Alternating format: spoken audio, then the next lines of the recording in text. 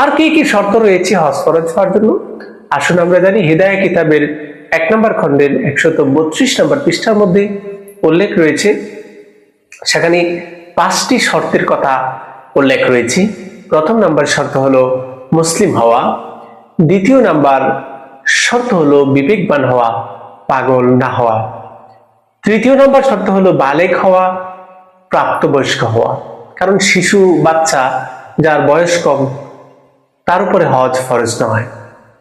তারপরে স্বাধীন হওয়া, কোনো পরাধীন ব্যক্তির উপর হজ ফরজ নয়, কোনো গোলামের উপর, দাস দাসীর উপর হজ ফরজ নয়। প্রিয় ভাইরা, তারপরে হচ্ছে দৈহিকভাবে সুস্থ থাকা এবং আর্থিকভাবে সামর্থ্য থাকা। তাহলে হজ একটা শারীরিক এবং আর্থিক দুইটা একসাথে। অর্থাৎ আমার অর্থ থাকলেও আমার যদি শরীরে সামর্থ্য না থাকে তাহলে কিন্তু আমি হজ করতে পারবো না। এই জন্য দুইটাই সামর্থ্য থাকা। তাহলে শর্তগুলো আবার বলছি, এক হচ্ছে মুসলিম হওয়া, বিবেকবান হওয়া, প্রাপ্তবয়স্ক হওয়া, তারপরে স্বাধীন হওয়া এবং সুস্থ থাকা এবং আর্থিকভাবে সামর্থ্যবান হওয়া, সেখানে আসা যাওয়ার মতো তার সামর্থ্য থাকা এবং সে সময়কালীন তার পরিবারের যে ব্যয়ভার সেগুলো ভরণ পোষণের ব্যবস্থা থাকার মতো অর্থ যদি তার থাকে তাহলে তার উপর হজ ফরজ হবে।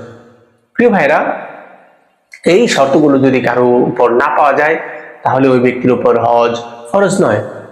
হজ জীবনে একবার করলেই চলে, হজ জীবনে একবার ফরজ, যেটা রাসূল সাল্লাল্লাহু আলাইহি সাল্লামের বিভিন্ন হাদিস থেকে আমরা জানতে পারি।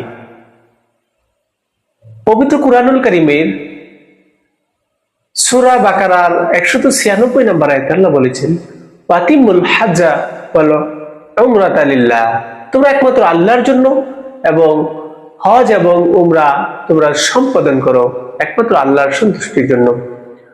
তাছাড়া সূরা আল ইমরানের 97 নম্বর আয়াতে আল্লাহ সুবহানাহু ওয়া তাআলা বলেছেন, ওয়ালিল্লাহি আলান নাসি হিজ্জুল বাইতি মান ইসতাতা ইলাইহি সাবিলা, একমাত্র আল্লাহর জন্য এই যার আসা যাওয়ার ব্যয়ভার বহন করার মতো যার সামর্থ্য রয়েছে তার উপর হজকে বাধ্যতামূলক করে দেওয়া হয়েছে।